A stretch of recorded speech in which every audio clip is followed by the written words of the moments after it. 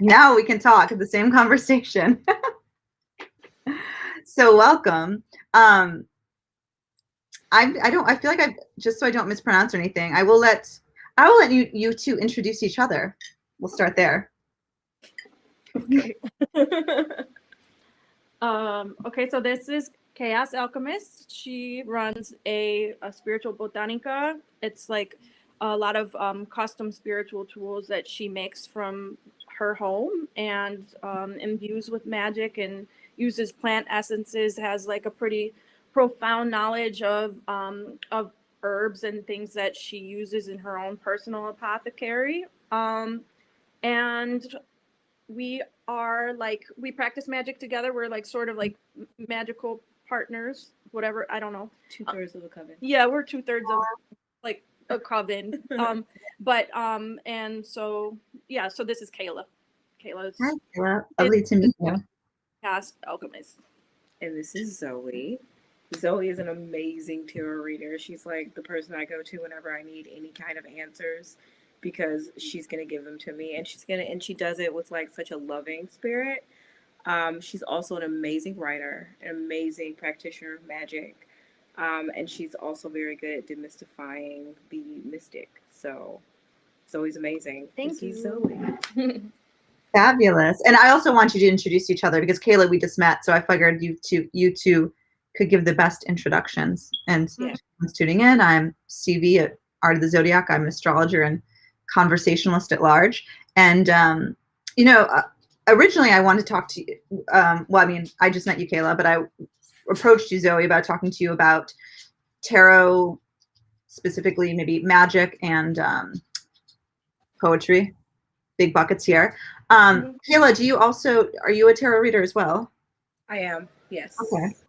And let's go to my questions. But I'm kind of curious.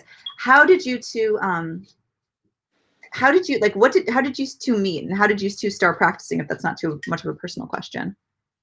My twin sister Alejandra and I, through Gemini Tarot, were leading a workshop on healing justice for the University of Michigan, and Kayla attended. Okay. And we met at that workshop, and we've been like thick as thieves since. So yeah.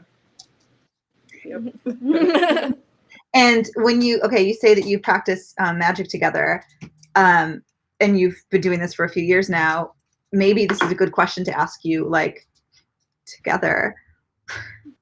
Another big bucket question, like, what has your practice look like in 2020? What did you learn? What changed? Highlights? Oh shit. Well, I mean, definitely the use of technology changed a lot because you became reliant on that for your connection. And I think that where people might have been apprehensive at first because we're used to being in proximity and using each other's energy and relating that way. Yeah. It does actually sort of create a different channel, a different medium for being able to reach out in kind of a different plane. And I think that it wasn't limiting or restricting at all. To be able to use technology has actually been really helpful during this period of time. So I'm glad that we have been able to do that, even though it isn't ideal. I'm not like, it's not something that, like, when the pandemic's over, I'm definitely so ready to meet with people in person again. But it's really great that we can communicate like this, and have a far reach still. So specifically, like, maybe some rituals and things that you two might have done in person, were you doing like via Zoom? Is that what you mean, sort of technologies, things like that? I guess I just mean for like day-to-day, like readings, phone calls, things like that, especially when, but I mean, we've consistently met through the pandemic. Yeah. She's like one of my people that, like, I would still see for sure. So, and I would say, as far as ritualistically, and, I'm not going to like hog the conversation, but I do think that we did a lot of divination that focused on old incantations and things that did, that were used during the time of plagues. So, so I do think that it was something that came up definitely in the pandemic, that was a consistent theme of this year, that we weren't doing before, so I don't know if that makes sense. Sorry. No, absolutely. Go on, Kayla. I think it gave us a opportunity to be able to focus our energies in different ways. Okay. So one of the things that was happening with me was when people were finding out they had COVID or things like that, it was a lot of healing spells, and it gave me a new level of spontaneity that I hadn't had before, where I didn't necessarily have to plan. I didn't have to think about all the things I had to pack up to go somewhere. They were just all there. And so if I needed to do them, I could just run upstairs and grab them. So it kind of, in a lot of ways, it made it easier. But like Zoe said, we still met up whenever we kind of wanted to do anything that needed the three of us, or, needed us to be together. I mean, you touched on something that this was a very like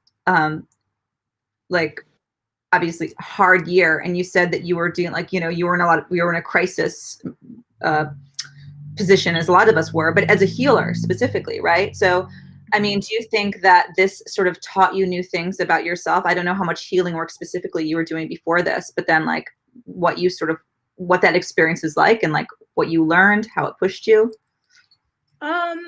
I learned a lot about myself throughout the pandemic.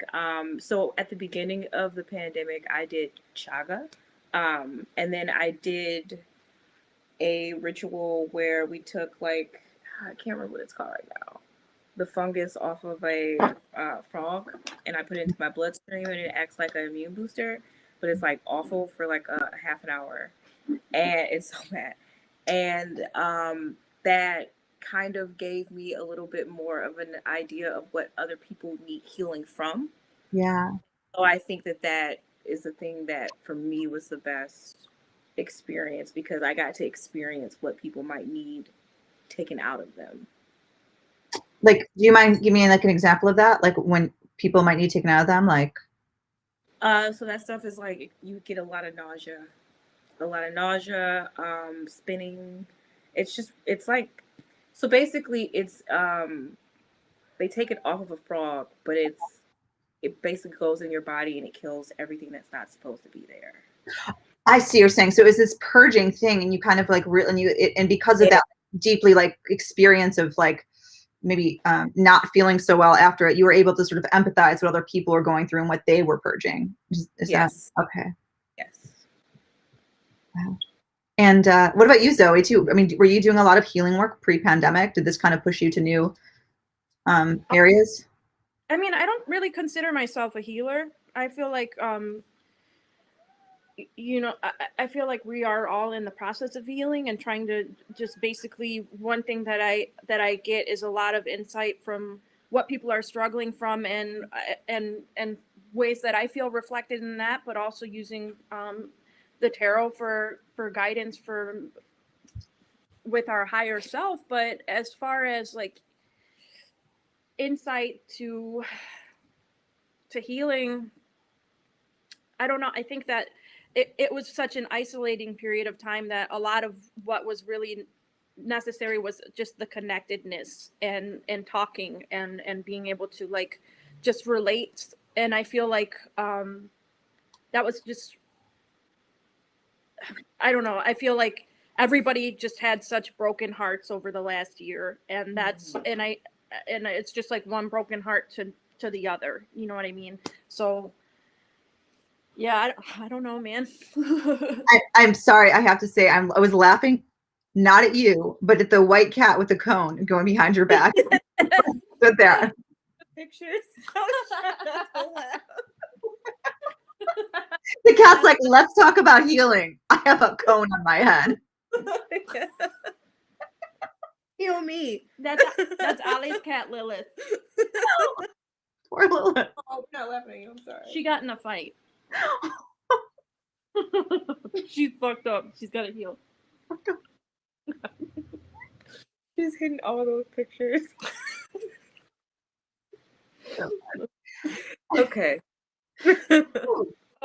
I'm sorry about my language. I'm sorry. I don't know if that. Yeah, I don't care. I'm like, okay. What was it say? Like, so yeah. Did you, because I know you did pretty quickly, you responded and you were doing a lot of readings. Like we all kind of switched to Zoom real quick. Had you been doing readings that way before, or was that like something completely new to you, or was it? I mean, I've done readings over the phone. Okay, so I never use Zoom. I'm really not like a person that uses this capacity, this platform that much. Like before the pandemic, did not do that at all. Yeah. I was used to doing a lot of phone calls for some like super like old school type of people, like older people, and people who are like, you know, limited and couldn't really get around to meets. So I was used to using the phone for readings, and I think that's, you know, that's something that people have done for decades. You know, like to call me now. But mostly, I was always meeting with like clients like every day, so it was a big adjustment. But I would say that more people have reached out during the pandemic for readings than probably in any other previous year through all of my time doing readings. So it's interesting. And I mean, this is a question for both, since you're both readers. Are there certain cards that like that really sort of were pronounced and kept coming up over again? Let's say during 2020, let's say 2020, maybe now. Like, do you go through periods where just in general client sessions you'll just see cards coming up again? Yeah, Eight of Wands, 10 of Swords, Eight of Swords, Four of Swords, lots of swords. I mean, generally a feeling of a loss of control, anxiety, being physically restrained, and Yeah, Eight of Swords a lot. yeah, and so you know, the Eight of Swords is a woman who's blindfolded, who is also tied at the waist and at the feet, and is surrounded by swords, and can't really move, and feels like this very treacherous feeling. But ultimately, that would come up a lot. The Eight of Wands reversed a lot, so like halting, you know, a lot of people. Oh, sorry. Yeah. Not to be cliche, but death came up a lot. Yeah, death. I mean, yeah, death. Death came up a lot. Mm-hmm. Like when you say death, like death is a theme, or specifically the death card? The death card. Yeah, the death card. Mm-hmm. The world came up a lot for me. Mm-hmm. That's it. I'm going to maybe pause there because I always just fascinated to talk to readers about things like this. But like with it, we'll maybe focus on the death card and the world card, but like maybe tell me a little bit more about those cards. I mean, was it always death, or was it more of the like symbolic death, or like maybe like as readers, tell me sort of your interpretation in general of those cards. Mm-hmm. I find it to be literal and straightforward a lot of the time. I think that the people that I speak to are generally really in the thick of struggle, and that doesn't mean that also it doesn't embody that kind of cycle coming to a close as well. That also is connected to literal death. So, but oftentimes I do find that comes up with the loss of a loved one, or, you know, an ailment. Yeah, until the pandemic, I actually rarely looked at death as the physical death. Death was more of like a transition, or like transmuting energy or something like that. But like with the pandemic, it's been like literal. Mm-hmm. It's been very literal. Mm-hmm. Wow. And you said the like the halting, and you said there was a lot of swords, right? And that makes me think of like, I think of air and breathing and things, were sort of those issues coming to the fore. Exactly. Respiratory. Yep. Mm-hmm. Yeah. And then and the world card, where do you think that like, what are your sort of, maybe what are your interpretation of that card pre-pandemic and then after? Well, for me, they both kind of, pre and post, it's completion, or like coming full circle. But I also feel like the world card, especially at the beginning of the pandemic, that's kind of how I knew that this was going to be like a big thing, because the world card kept coming up. And so I knew that it wasn't just going to be like, that it was going to spread. Mm-hmm. I knew it was going to spread because it kept coming up. Yeah, I mean, pre-pandemic, I would still say the world card is one of the rarer cards that I ever pull, honestly. But pre-pandemic, a lot of the readings that I had in the weeks coming up to that were completely unclear. So I think this was something that, while there has been a lot of prediction around it, that we're looking back at, and, you know, even when people were saying, oh, Sylvia Brown, you know, had writings that said in 2020, you know, this virus was going to happen. A lot of my readings were completely unclear for maybe a good couple months. And I think that there was supposed to be a block, supposed to be a sort of disconnect from what we could see and what we couldn't. So you're saying, like, right before the pandemic, like early 2020, there was like a lot of unclarity. Like you, okay. I would, in a couple way, for me at least, would disagree. So one of the things that I kept noticing is that there was a particular star. There was one star every day that was out. Oh, the corona. And it was the corona star. And that was like at the very beginning of it. And that's when I started really doing the readings about it, because I have this app that tells me what star I'm looking at. Yeah. And it was the corona star. Wow. Because I didn't realize the corona star, because I know there's a corona. I think there was some talk about like Wuhan being is that a fixed star? I feel like there's 1,000 fixed stars, something like that too. But I didn't know that about the corona star. And it would be the first thing it'd be like still pretty much bright out, maybe starting to get dark, but nothing else out. You'd see the moon and that star. That's crazy. As an astrologer, I should know this, but that's fascinating. And that was to you pre-pandemic, like right? That was like right when it was first started. When we first started hearing like about it, that star was always out. Wow. It's just so fascinating to talk to someone like tarot, just because you're not astrology. I mean, you know some astrology, but you're not like following the sky as closely as maybe like a practicing astrologer would be. So it's interesting that like a lot of astrologers didn't know, like they're like, because of the, you know, line of the planets, or like knew there's something going to happen, not quite what. I mean, you could argue some people sort of predicted certain things, but it's interesting that just energetically you were kind of picking up on this. You know, like how has I feel like, you know, at least I know the sky, there's been some big shifts at the turn of the year. Have you felt those within your readings, like January, February, or I should say December, January? Have you noticed a shift in the energy? I mean, I feel like it changes month to month a lot. You know, when you say December, January, I don't know that specifically speaks to me as a particular, like, what is there, can you explain to me astrologically what might have been going on then that it would have been? Yeah, so, and I think it's late December, early January. I'm not looking at a chart, so my brain's hazy, so forgive me, everyone. But yeah, I mean, Jupiter, Saturn moved into Aquarius, and then there was the big Saturn-Jupiter conjunction that happens once every 20 years. But then it was also sort of this first Jupiter-Saturn conjunction in an air sign, you know, which for the next, I don't know, like a couple hundred years, they'll now be making these conjunctions in air signs. So there's this sort of idea that we've entered an age of air.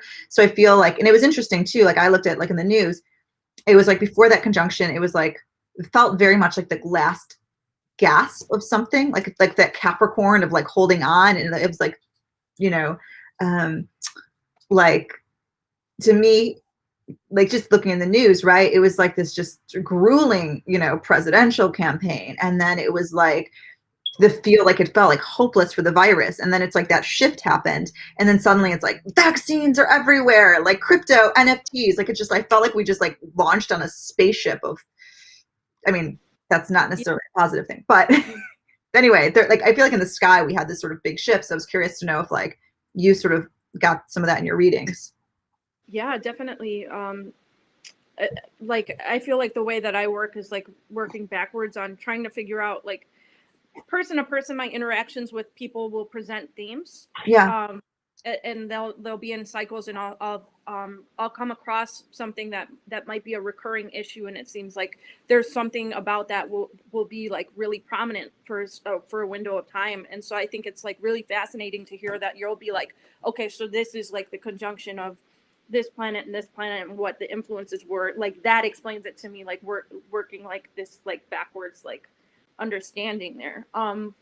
I think, yeah, you were definitely right. Like December, January, that was a very hard time, and I think a lot of people were like chalking it up to that kind of like dark night of the soul, winter, like everything that feels like the cycle of like our physical being and this space that we're occupying, and then yeah, just like a purge happened for sure, like definitely. And it felt like somebody opened a window in a lot of like various ways, that there was like this disentanglement for people in their personal lives as well.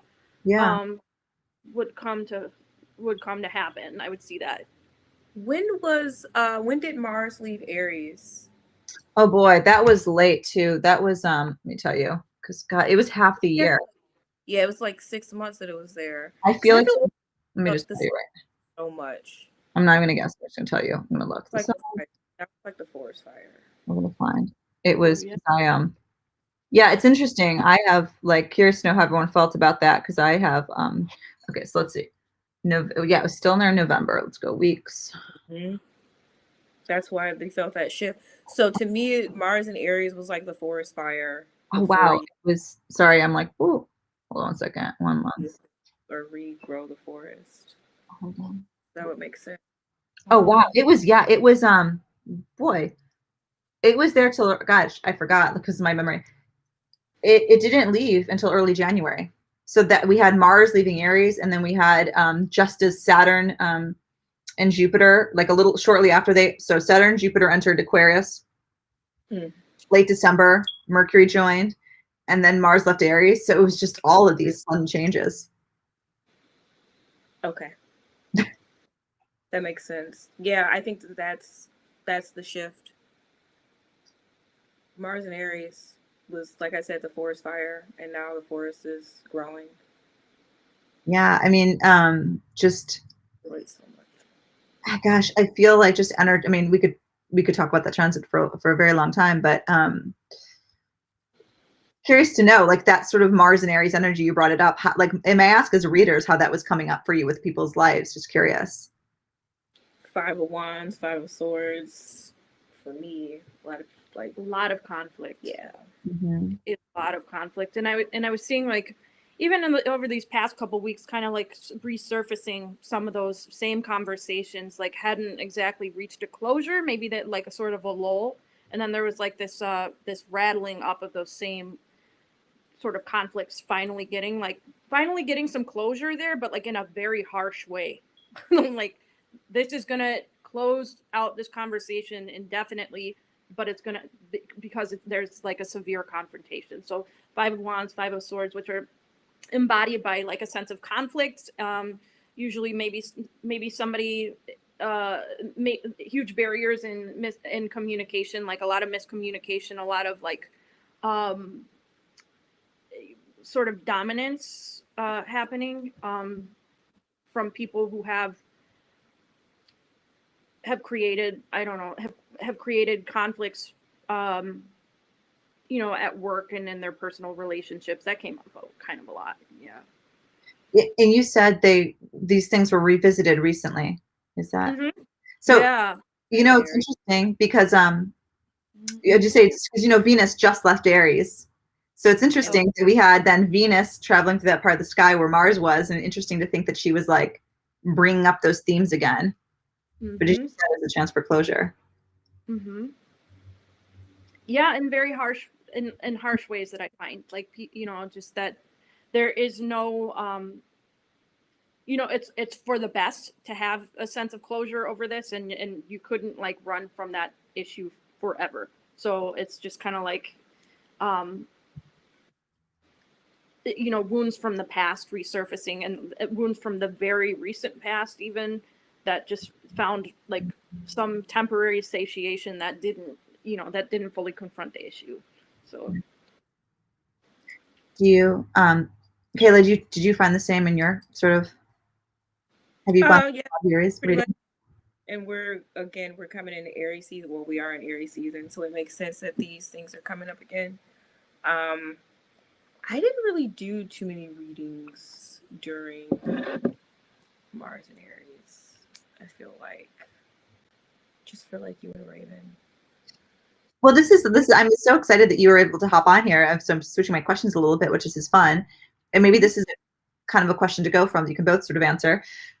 Is right, like I don't know much about either. I mean, we just met Kayla and Zoe. I don't know much about your magic practices.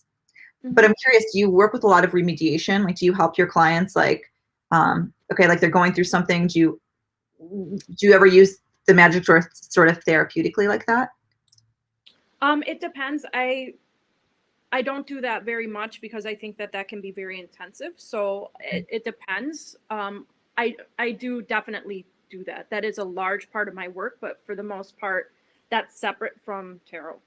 Okay. So I'll have people reach out to me in that capacity, and I do have like a large network of people who provide support to me, and who, you know, it's very reciprocal. So we work together on stuff. And rather than that being my lone work, I do have a circle of people who will support that. So like Kayla and Raven are the two people that we work together. And yeah, I mean, yeah. So yeah. I mean, how much do you find that if you do, like, and this is a question for both of you, like, say, I guess this is like a fate or free will question, right? So like you see something in the cards, like someone's going to go through something sort of difficult, right? You know, I know, like, can there be a level of, I mean, it depends, of course, your relationship with the person, how comfortable you feel talking to them, but in general, right, can you be like, okay, like this could happen, maybe you could do these things to work with this energy? Like, do you find, I mean, like in general, do you do that kind of remediation with tarot? Absolutely. Yeah. I think that's really the main purpose of, I mean, a lot of people are looking for affirmation, but I think they generally know that our style is to lay it out and say, here's the challenges that are going to be happening and how to prepare yourself, and maybe even divert that situation. So I think just it's mostly about, you know, some kind of protection and preparation. Yeah. Do you find the same? Yeah, I mean that's the whole reason that I read my cards for myself, to prepare myself and to kind of say, okay, this might be coming, or this energy might be coming towards me. What can I do to either transmute or to accept the energy that is coming? How can I better prepare myself?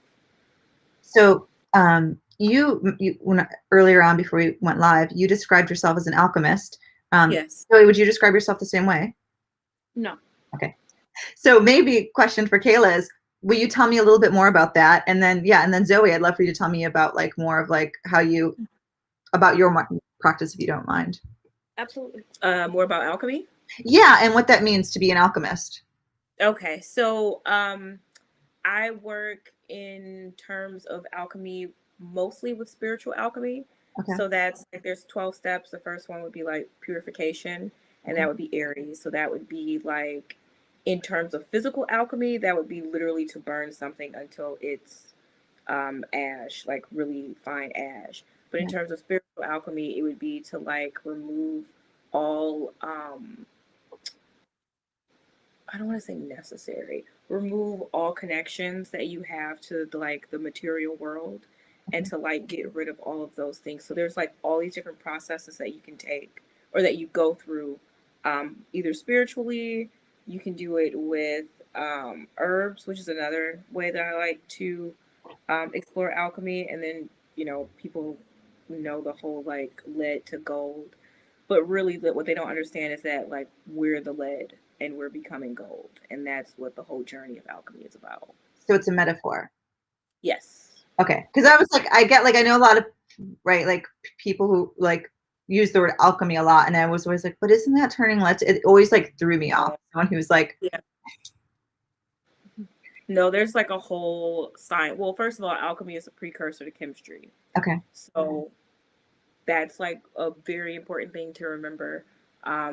A lot of your chemical ideology and chemistry ideology came directly from alchemy. But also it's a science, and it is a process, and you have like a breakdown of everything that you can and have to do with whatever parts of alchemy that you're working with. As above, so below. As above, so below. So it's definitely not just. The thing about the occult is most of it is metaphor. Yeah. And so it's and that's the reason why, because I have so many people who dismiss it as, oh, have you ever turned lead to gold? And I'm just like, you're the very reason that they speak metaphor because this is Yeah. not for you. And that's not a bad thing to say about for that person, but it's just not for them. So yeah, I think alchemy is a very holy and spiritual experience that we can have with nature. So just to clarify something, there's the like physical alchemy, which is like burning something down to its components to sort of see what it's made out of. Is that what you describe as? Not necessarily. So you can have like the idea of a spagyric. A spagyric is Okay. a crystal that is made from an herb. Yes. So all of these process that is alchemy in Okay. itself. That directly from alchemy. So you have all these processes that you have to go through so that you take this thing that is imperfect and you put it through a session or like a succession. I'm not using the right word. Succession of processes until you now get a perfect thing. So it's literally the lead becoming gold because you've taken something imperfect and made it perfect. Got it. I just learned, by the way, sorry, you mentioned this, like alchemy, but that like if you were to like the human bodies to like ash, it's comprised of 12 different salts. Mm-hmm. I just learned that. Like Incredible. And there's like, apparently you can like figure out what these salts are and you can actually like supplement with them or something like this. Do you know? Anyway, you said that. Ooh. Wow. I should know that as a. I don't know. It stuck with me. I just learned it the other day and I was like, wow, like I just like 12, magic number. I mean, right. Close a magic number. Yeah.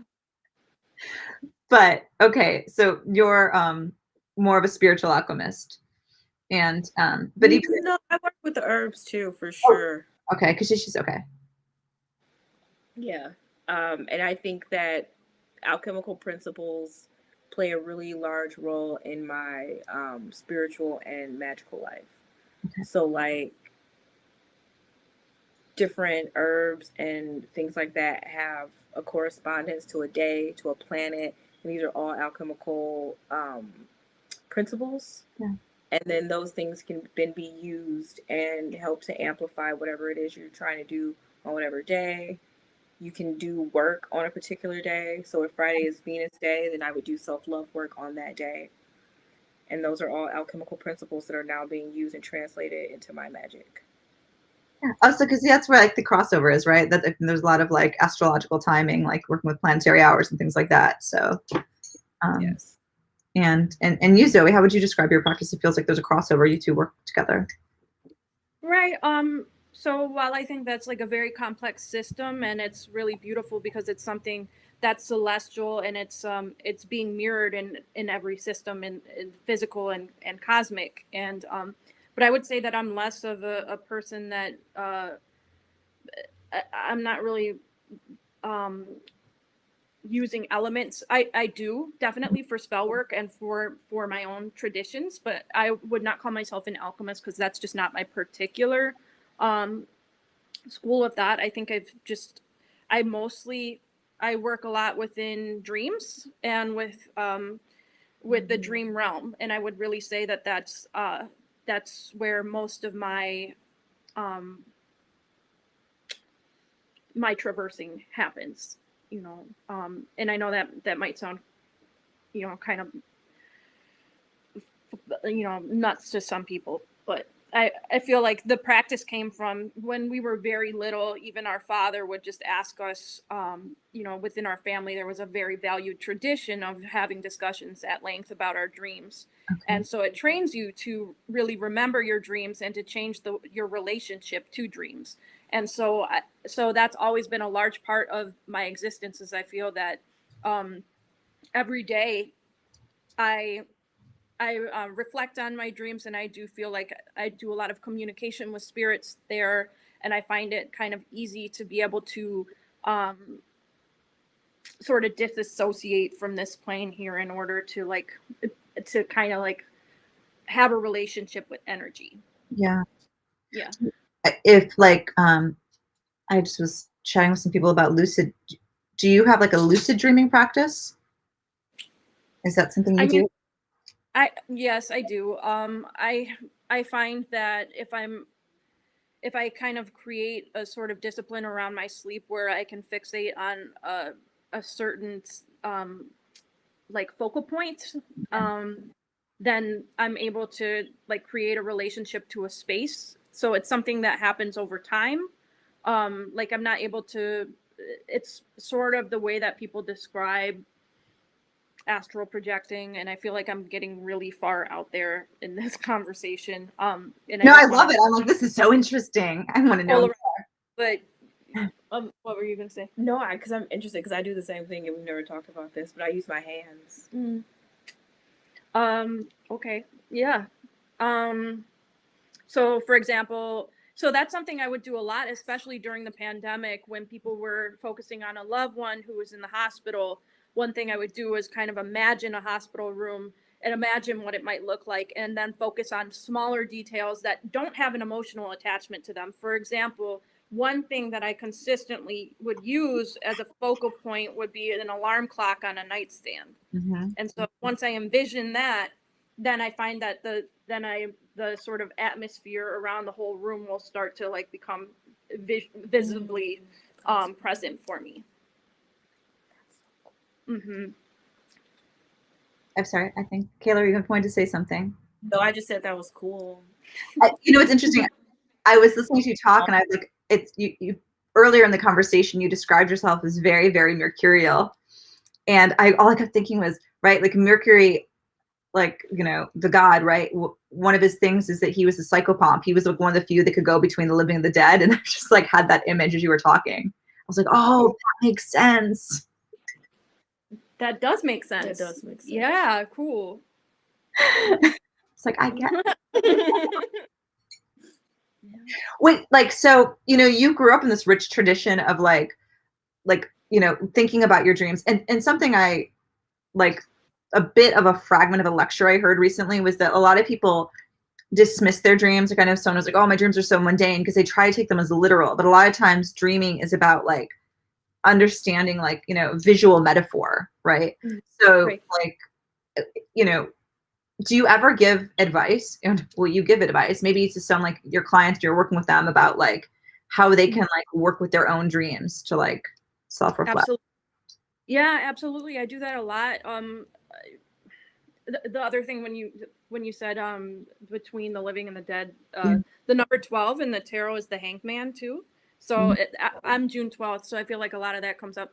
But I definitely do that because I feel a lot of times the Hanged Man will come up in readings, and I know that somebody's having a block for being able to receive messages in dreams. Yeah. And so whether that's whether that's like focusing on little exercises that can help people to remember their dreams, or even like things like spiritual baths that can help kind of like create a little bit of a spiritual, like a doorway or a boundary. I do that, and I feel like nobody else can better understand our own psyche than ourselves. There are universal symbols that appear, but I really feel that like when things happen in a dream, it's really our own association that's going to, you know, that's really going to bring the importance of the message to us, is our own relationship to whatever it is appearing symbolically. And so I do provide a lot of, I do work with dreams a lot and helping people to kind of access them, or to make it a little bit more understandable without me saying necessarily what my interpretation of the dreams are, which I do offer that as well. But I feel like just nobody knows what the association is better than you. So essentially like helping other people to like, to understand their own language of symbols, right? Like that's the thing about tarot or any sort of divinatory practice, is that like, you know, this lip gloss in a context could be something I put on my mouth, but then in another context, it could come to like be this sort of omen of something, right? Like giving a really bad example, but right. So the same idea that like, for me, like a key in a dream might mean one thing to you another. And so you work with people to understand their own language. Right. And, you'll say like, it, and a lot of times when things are coded and you'll say, I was at Dairy Queen, but it wasn't Dairy Queen. And it's like, but it's like, how did you feel in that moment? What do you like, what part of your former self are you really accessing here? So, and certain people, like, I think hypnosis is very powerful for that, for unlocking, our dreams and becoming more conscious of that realm and doing the healing there, because it's really, about creating situations that might seem bizarre, but are coding something that needs to be confronted, that, that is challenging in our waking life. Do you have any, what was it? Would it be a hypnotic therapist? What do you call someone who does hypnosis? Why is my brain? Hypnotherapist? Hypnotherapist. Okay. Wow. Do you have any that you work with like regularly, or you recommend, or just say that? I highly recommend Sonia Alvarado, who she owns Calavera Rose, the new Botanica that opened in Allen Park. Okay. She's a hypnotherapist, and I've worked with her several times, and she's incredible. It's very intense. Wow. So short of like hypnotherapy, just kind of wrapping this up, like what are some simple tips you would give people who are like maybe want to understand their dreams more, like exercises or things like this? Exercises. I always think that just to relate to the feelings that you experienced, is really, really helpful. And I like the first thing that I do in the morning is jot down like the things that stuck out to me. So sometimes, I would be recounting the whole thing at length and I would lose important details. So I would just think of like a few, like almost associations that came up in that dream, and I would jot them down, and I would keep them in little pieces of paper and some sort of synchronicity would almost always come up with that. But yeah, I mean, and keeping rose quartz under your pillow, keeping a glass of water on your nightstand, things like that will help you, traditionally for me, are a good way to access your dream. What does the water do? Pardon me? What does the water do? So I mean, that's communication with spirits, basically guidance through dreams with spirits. And so it doesn't have to necessarily be that a spirit comes to you directly, but that you're receiving messages from that realm that's connected to the dream realm. Oh, because it's like a what is it? Like a literally like a channel to receive. Is that what it acts as like a? Oh, I never knew that. Yep. Do you have any tips, Kayla, or I don't know? I would also drink valerian tea at night. Valerian is really good for dreaming, prophetic dreams, things like that. So if you are looking to really induce dreams that probably have some kind of spiritual anything to them, then everything Zoe said and a cup of valerian tea at night, and you should be like, Yeah. Very calming too. I wanted to. I'm trying to think of places goes. So, Zoe, and you're a poet too. I was like, I want to get this in because I'm like, I'm kind of changing because I want to conversations and engage in everyone. But I'm just so curious to know like how that sort of trajectory. I mean, because maybe this is a good question for both of you. Maybe what have been your sort of journeys on this? Because I was curious to know specifically like how your poetry and your tarot have sort of influenced each other.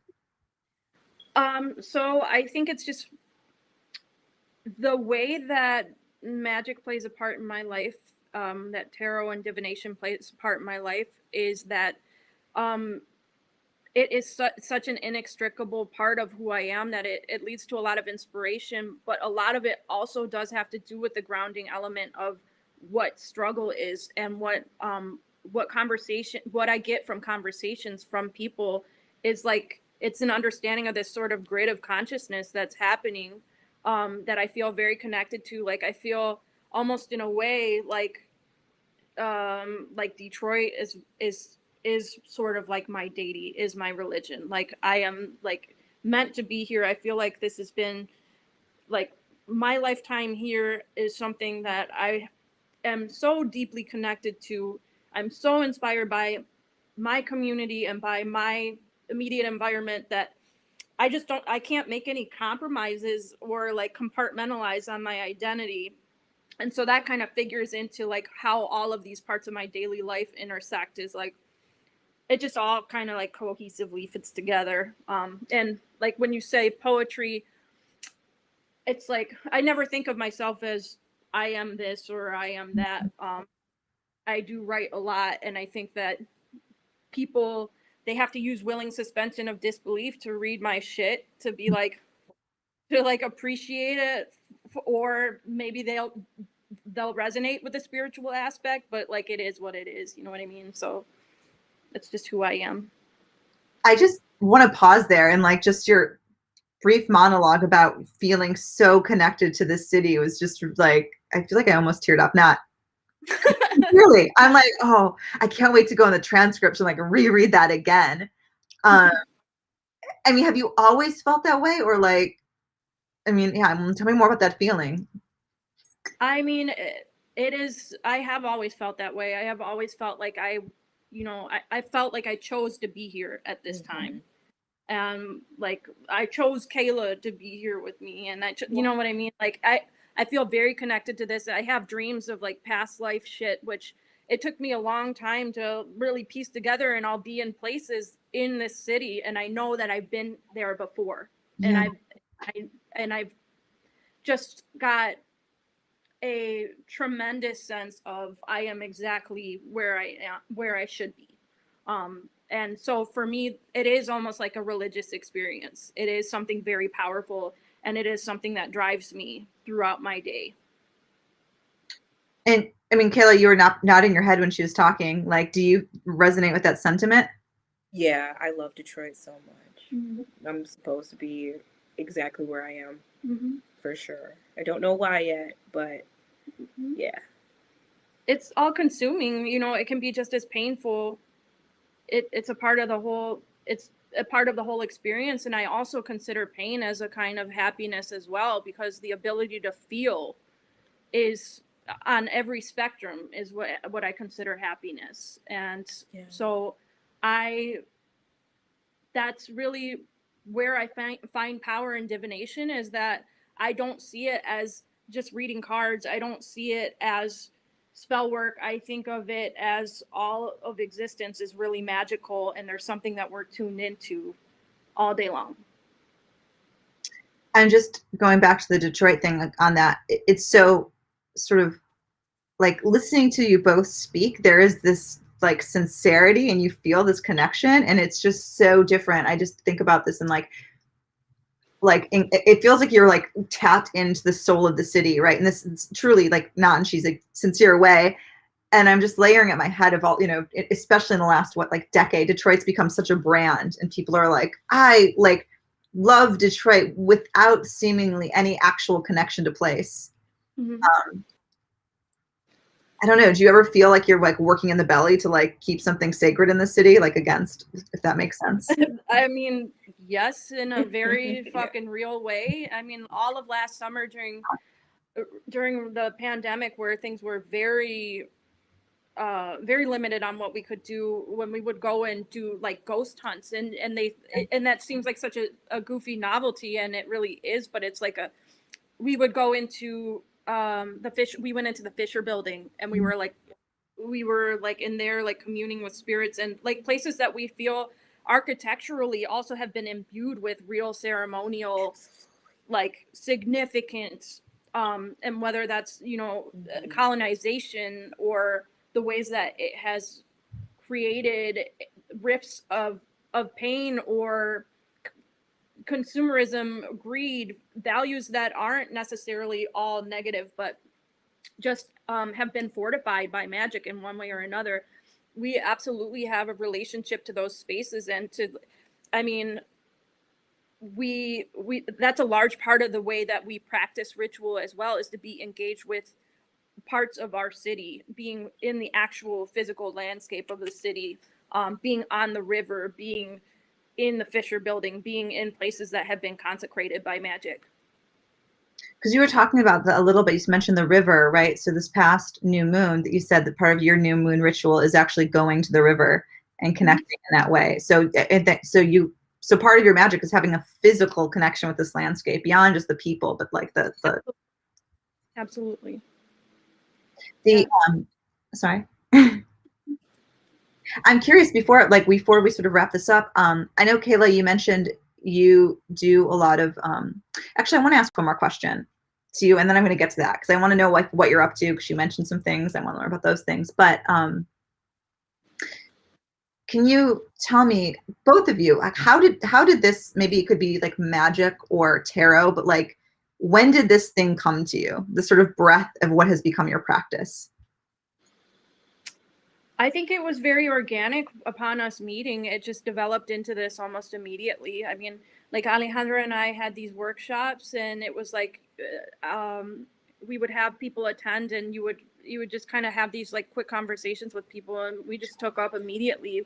We'd do meditation in the park. We'd do like, whether it was like little shit like we're gonna go and make candles together or whatever else, it was like a part of what we're doing. You know, a part of it's not just like bonding. It's not like something that's like, oh, this little thing we're doing. It's just like it kind of follows and gets integrated in like, you know, in just our daily life. So it's just very natural. It wasn't like something that developed from an ethos. It's like it's because of our ethos. Mm-hmm.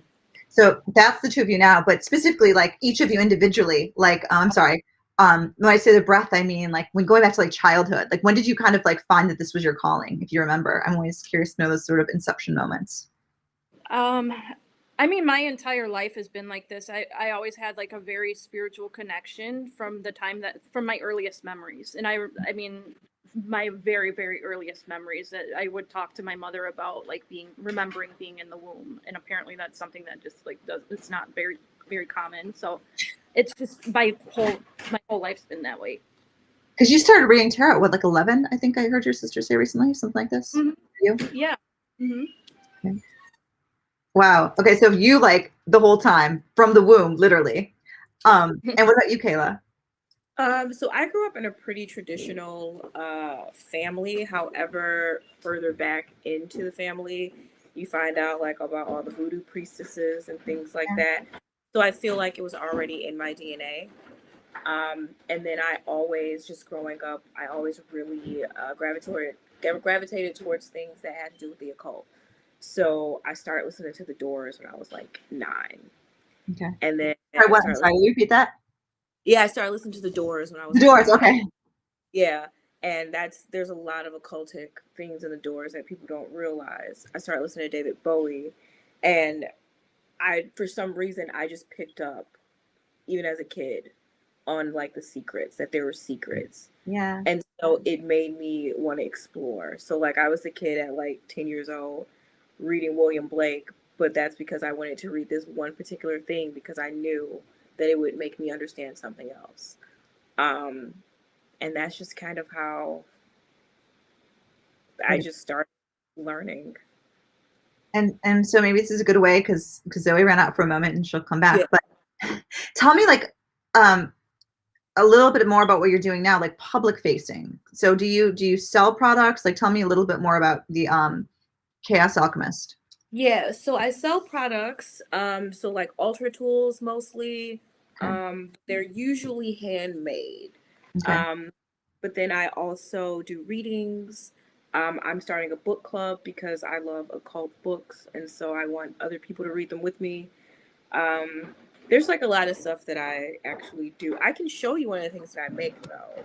Please do, yeah. And then you said book club, and I'm fascinated. So how can people learn more? Just following you on IG or? Yeah, so follow me on Instagram. I am going to be putting up a link tree because I'm going to open up an Etsy soon, but I also have a form right now out where I can kind of get people to sign up for the book club, tell us what kind of books they want to read, how they want to meet, things like that, so that pretty soon, because I'm like super busy, so I'm thinking like 3 to 4 books a year. Yeah. But pretty soon we can just kind of like start demystifying occult knowledge and like using it for ourselves. Because that's where a lot of the power is housed. And a lot of people just don't know where to look or how to use it. Yeah.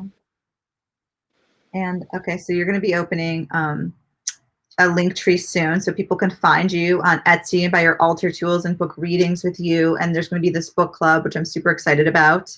Yes. And do you know any of the books you're reading? No. So I want to read. I want to start with the Secret Book of All Things. Okay. Or something. I can't remember what it's called, but it's pretty much like an encyclopedia Okay. of occult knowledge and like different schools of thought. And I feel like that would be a really great book to start. So then when we dive into other things, there's already kind of like a fundamental knowledge of like what's going to be talked about. And then we can build upon that. So I came from a family of teachers. So I've got like lessons and all kind of stuff. Oh man, I'm so excited. And then Zoe, what can we look out for from you? You're doing readings all the time. I'm doing readings all the time. I'm hoping to get certified sometime in the upcoming months to do acupuncture. I want you to pop next to Kayla so I can see your face because there's been this thing. Okay, cool. Sorry. It's okay. I'm doing readings a lot every day, but I'm hoping to get trained in upcoming months to get to do AcuDetox, the auricular acupuncture. It's not as it's just 6 places in the ears that connect to our organs that can help to rewire opiate receptors. So it's basically for being able to overcome sort of trauma and PTSD and the ways that our responses are triggered. So it is like you can introduce meditation during the period of time that you're stimulating these pressure points.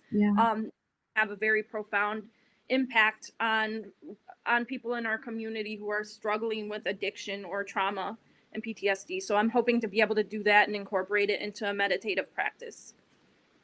Wow. And then the best place to keep up with you, I'm like, I can't wait. Like, that's so fascinating to me. Is it IG? Is that the best place? Yeah, yes, I am like so limited on my like technical like shit. But yeah, just Instagram. So, like Zoë Villegas Detroit or Zoe Gemini. And I think I feel like a whole other conversation is Ho Army, which is something you started, right? Like that's a thing of its own at this point. Yeah. So Ho Army, it's an organization of a group of people that like it's always expanding. So it's anywhere between 6 and 46 people who are really down to like create like mobilization or call to actions, and we do these like campaigns where people, whether it's like doing a car wash or a calendar shoot, or like we're going to be screening Cheech and Chong's Up in Smoke on Tuesday at the Ford, Wyoming, and we're giving the funds to Southwest Detroit Community Justice Center, and we just ask people like send us your selfies of you smoking, and so it's like it's using kind of like a sort of like vapid like gateway into consciousness. You know what I mean? Like, so it's relatable, and it can be like something that you would easily write off. And at the same time, it's like, now that we've got your attention and now that we're engaging you, here's how to like provide some sort of support to something that needs help. Yeah.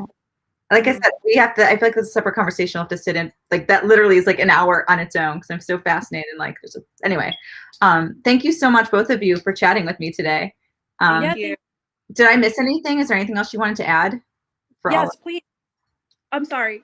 Just very briefly, I was wondering, Kayla made some really amazing spiritual tools this week. Yeah. And she got some of them with her, and yes, you're gonna show me. I'm sorry, my brain is like. That's okay. That's all right. So this is the Zodiac wheel. Oh yeah, and this is Argonite, right?